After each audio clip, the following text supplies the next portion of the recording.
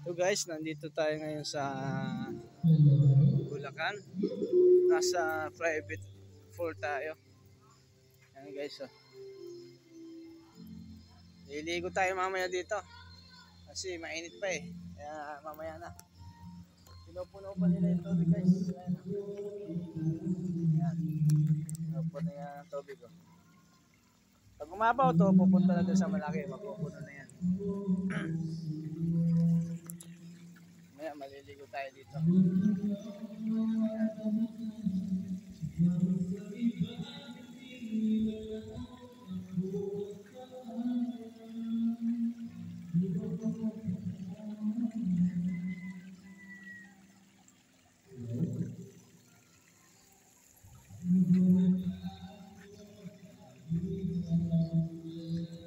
Ayan guys, oh. Private pool to. Eh wala kayo nakikitang tao. Kasi private pool. Pag pumasok kayo rito, kayo lang. Kung kayo lang, ilan lang kayo pumasok, yun lang ang tao dito. Yes nila. Yan. Ganda dito guys, oh.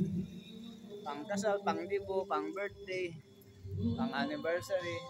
So, maganda rito. Yan, salamin pa yung ano nila, door nila, oh. Salamin, oh. Salamin yung door nila guys. Yan, oh. Nakikita mo itsura mo pag nag-video ka, tapos salamin. Yan. Tapos dito yung likuran nila. Yung likuran nila guys, ano? Palayan. Palayan na hindi na tinataniman ng palay. Yan nakikita nyo guys na ano, maraming ano, flag. Yan yung Amana Resort. Yan yung Amana Resort guys. Yan.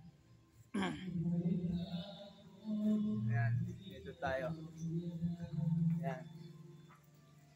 Ito yung CR nila. Yung lababo nila. Yan. Yan. Kikita nyo. Okay naman. Okay naman yung ano nila. Sakto lang. Yan.